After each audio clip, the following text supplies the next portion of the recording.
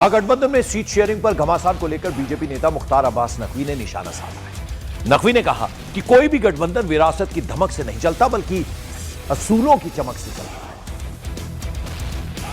हमारे साथ में पूर्व केंद्रीय मंत्री और बीजेपी के सीनियर नेता मुख्तार अब्बास नकवी हैं बातचीत करने के लिए। सर, बिहार में महागठबंधन को लेकर अभी तक सीट शेयरिंग को लेकर बवाल मचा हुआ था। अब साझा तरीके से चुनाव प्रचार और तमाम चीज़ों को लेकर मनमुटाव है। देखो, ऐसा है, कटुता और कपट के कबाड़ खाने में कैद ये कुनबे के जो डायनेस्टी के डिफ़ाल्टर डपोर शंख है, वो जो है वो इस बात को अच्छी तरह से समझ रहे हैं कि इनकी जो है वो फटाफट की हड़बड़ी और जो है वो खटाखट की गड़बड़ी बनती जा रही है। अब फटाफट की हड़बड़ी अगर खटाखट गड़बड़ी बनती जा रही हो तो वो इसी तरह का आपको हालात दिखाई पड़ेंगे। दूसरी इम्पॉर्टेंट चीज़ है कि कोई भी गठबंधन जो है वो विरासत की धमक से नहीं चलता बल्कि वसूलों की चमक से चलता है, और ये जो इनके पास है नहीं। ये जो है वो एक दूसरे को जो है वो अपनी पार्टी को जो है वो कब्ज़ा करने में लगे हुए हैं, हाईजैक करने में लगे हुए हैं, उसके साथ जो है वो कपट करने में लगे हुए हैं। तो इसी तरह का आपको हालात दिखाई पड़ेंगे।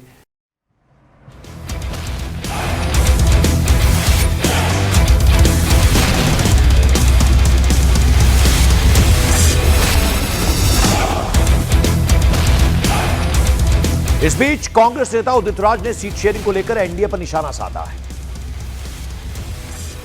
महागठबंधन को लेकर बिहार में क्या आप लगता है कि सब कुछ ठीक है? क्योंकि आमने सामने आप ये पूछिए ना कि एनडीए में सब कुछ ठीक है कि नहीं है। अब जेडीयू अड़ी थी इस बात का, चाहे एक सीट ही ज़्यादा दे, लेकिन बीजेपी से ज़्यादा उसको चाहिए, क्योंकि बड़ा पार्टनर वो बनना चाहते थे। लेकिन 101 कर दिया, दूसरे तरीके से 9 सीटें अपनी बढ़ा ली। जो चिराग पासवान को के पार्टी से 9 कैंडिडेट उतार दिया तो 110 हो गए। तो क्या जेडीयू को ये पता नहीं? क्या लोगों को ये पता नहीं?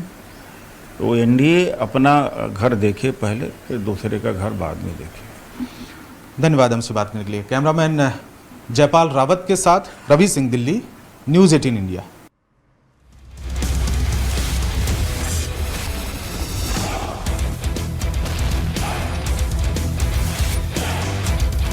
और बिहार के पूर्णिया से सांसद है पप्पू यादव। उन्होंने कहा कि हर परिस्थिति में हम राहुल गांधी के नेतृत्व में चुनाव लड़ने की हमें जरूरत है। पप्पू यादव ने कहा कि लोग राहुल गांधी पर भरोसा करते हैं। वो कोई भी निर्णय हमारे पार्टी के प्रभारी और अध्यक्ष लेना। मेरी क्लियरिटी साफ है कि हर परिस्थिति में हमें राहुल गांधी जी के नेतृत्व में चुनाव लड़ने की जरूरत है। इस प्रदेश की जनता, चाहे अत्यंत पिछड़ी जाति हो, चाहे दलित हो, चाहे ऊंची जात के लोग हों, तो राहुल गांधी जी के संघर्षों में अपने विश्वास को रखते हैं।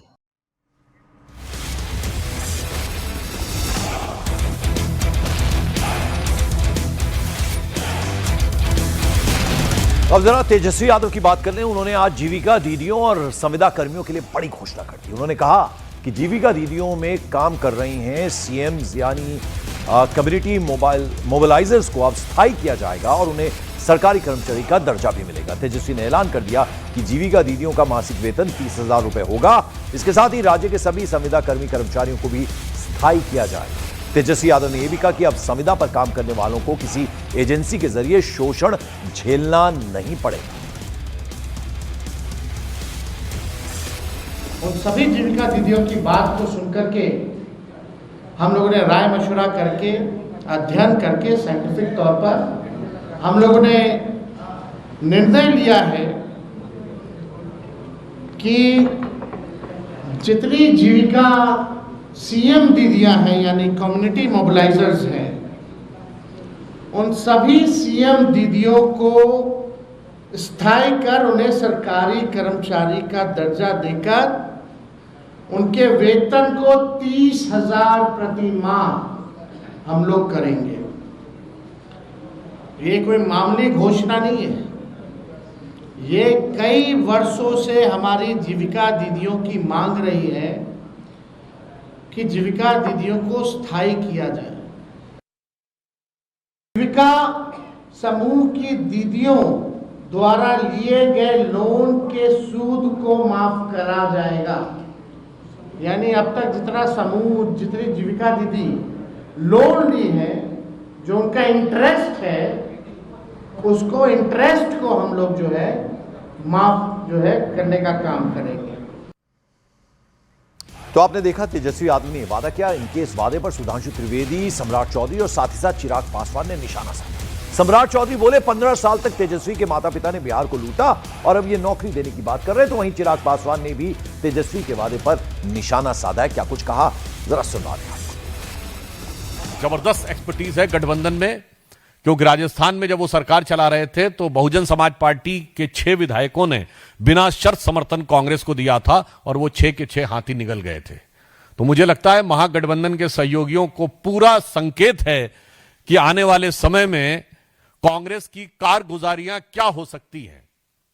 और मुझे लगता है इस समस्याओं से विचलित होकर, विभ्रमित होकर श्री तेजस्वी यादव अब वो सारी बातें करना शुरू कर दिए हैं जो न सिर्फ उनके दावों की विश्वसनीयता पर प्रश्न चिन्ह लगाती है, बल्कि ऐसा लगता है कि चुनावी प्रक्रिया का माखौल उड़ाती है।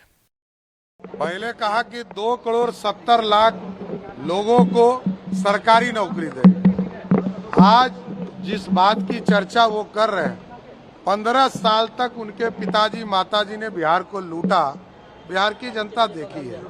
पूरे परिवार ने 1,00,000 लोगों को भी सरकारी नौकरी नहीं दिया। ये पूरा बिहार जानता है। ये लोग गप मारने वाले लोग हैं और ये लोग सिर्फ सपना दिखा सकते हैं। चुनाव के समय याद होता है, चुनाव के बाद याद नहीं रहता। ये लोग सिर्फ लूटने के लिए जाने जाते हैं और बिहार को बर्बाद करने के लिए। जो गठबंधन को नहीं संभाल पा रहे, मेरी तो समझ के परे है कि भाई ये लोग कौन सी दुनिया में ये लोग जी रहे हैं। यहाँ पे आज की तारीख में जब दूसरे चरण का नामांकन हो गया है, इस तरीके की बातें करके अपने बिखरे हुए या कोलैप्स गठबंधन के ऊपर जो ये लोग पर्दा डालने का प्रयास कर रहे हैं, हम जब सरकार में आएंगे, हम जब सरकार में आएंगे, हम ये करेंगे, हम वो करेंगे। प्रभु आप आइएगा कैसे सरकार में? ऐसा गठबंधन आज तक कभी भारत के राजनीतिक इतिहास में हम लोगों ने नहीं देखा, जहाँ पे घटक दल एक दूसरे के सामने है। दूसरे चरण का और फाइनल नामांकन की पूरी प्रक्रिया समाप्त हो चुकी है, उसके बावजूद भी अभी भी नहीं पता कि कौन कितनी सीटों पे चुनाव लड़ रहा है, नहीं लड़ रहा है। एक साथ घटक दल कभी एक साथ बैठे नहीं। बिहार 20 वर्षों में विकास के रास्ते पे तेजी से बढ़ा है। भ्रष्टाचार के प्रतीक, परिवारवाद के प्रतीक तेजस्वी जी हैं। तेजस्वी का पूरा कुनबा, पूरा परिवार और पूरा आरजेडी भ्रष्टाचार और आतंक, उन्माद में, परिवारवाद में विश्वास करता है। लोगों ने देखा है कि 20 वर्ष पहले इस बिहार में सड़कें नहीं थी, बिजली नहीं थी, पानी नहीं था, शिक्षा की कोई व्यवस्था नहीं थी, विकास नाम का कोई चीज नहीं था और खाली घोटाला ही घोटाला था, भ्रष्टाचार भ्रष्टाचार घोटाला था। और इस सब के बीच कांग्रेस नेता तारिक अनवर ने कहा, तेजस्वी यादव ने हमारी अगली सरकार की योजनाओं की घोषणा कर दी है। तारिक अनवर है सर, कई सीटों पे आप लोग के बीच दोस्ताना लड़ाई चल रही है। कल ज्वाइंट प्रेस कॉन्फ्रेंस है, क्या सीएम के चेहरे का ऐलान आपकी पार्टी कर देगी कि तेजस्वी यादव के चेहरे पे ही चुनाव लड़ेंगे? देखिए, अभी ये तो कोऑर्डिनेशन कमेटी की बैठक होगी उससे पहले, और कोऑर्डिनेशन कमेटी में तय होगा कि क्या क्या बात हमको प्रेस कॉन्फ्रेंस में कहनी है और तेजस्वी जी उसको एडजस्ट करेंगे।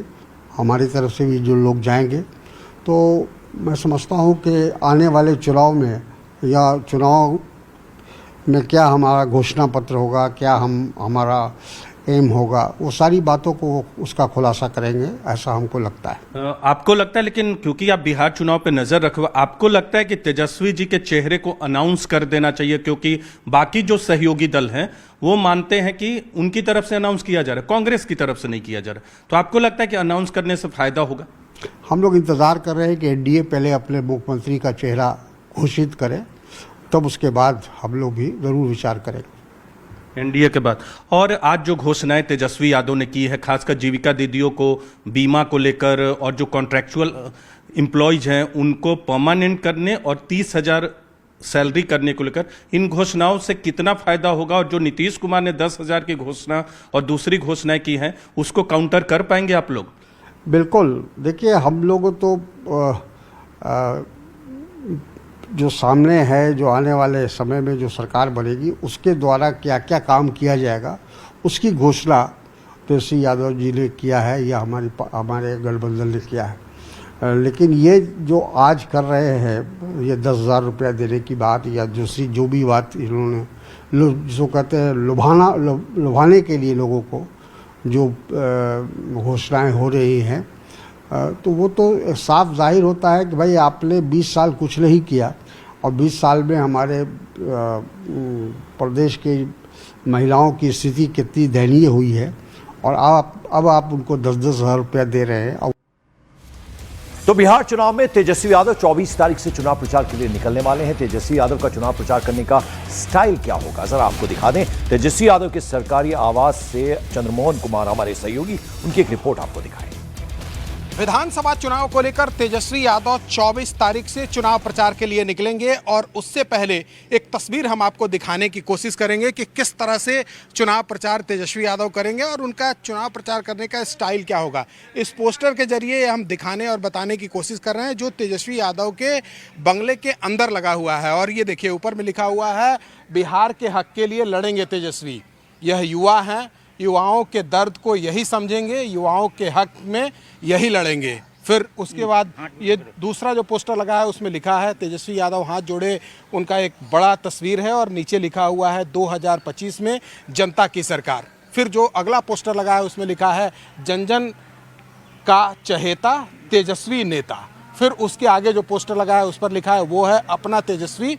फिर उसके आगे जो पोस्टर लगा है उसमें लिखा है बिहार के लिए लड़े, बिहार के लिए लड़ेंगे। उसके अलावा फिर जो ये सामने आपको तस्वीर एक के बाद एक दिखाई दे रहा है, इसमें एक से एक स्लोगन लिखा हुआ है और इस स्लोगन के जरिए यह समझा जा सकता है कि तेजस्वी यादव का चुनाव प्रचार का स्टाइल क्या होने वाला है। 24 तारीख से वो चुनाव प्रचार के लिए निकलेंगे और उससे पहले 23 तारीख को यानी कल एक महागठबंधन का बड़ा प्रेस कॉन्फ्रेंस होना है जिसमें माना जा रहा है कि तेजस्वी यादव को मुख्यमंत्री का चेहरा ऐलान किया जा सकता है। हालांकि अब तक यह साफ नहीं हो पाया है, लेकिन इन पोस्टर और इन तस्वीरों के जरिए यह समझा जा सकता है कि तेजस्वी यादव का चुनाव प्रचार करने का स्टाइल क्या होगा, तरीका क्या होगा और वो क्या जनता के बीच में लेकर जाना चाहते। और बिहार में असेंबली इलेक्शन को लेकर महागठबंधन में अभी भी सीटों को लेकर कंफ्यूजन खत्म नहीं हुआ है, लेकिन एकजुटता दिखाने की कोशिशें भी जारी हैं। इसी सिलसिले में कांग्रेस हाईकमान ने एक स्ट्रैटेजी बनाई है कि बिहार में महागठबंधन को जीत दिलाने के लिए कांग्रेस की उत्तर प्रदेश की यूनिट को हर जिले में प्रत्याशियों के साथ अटैच किया जाए। बिहार से सटे जितने भी डिस्ट्रिक्ट हैं उनके नेता कार्यकर्ता बिहार में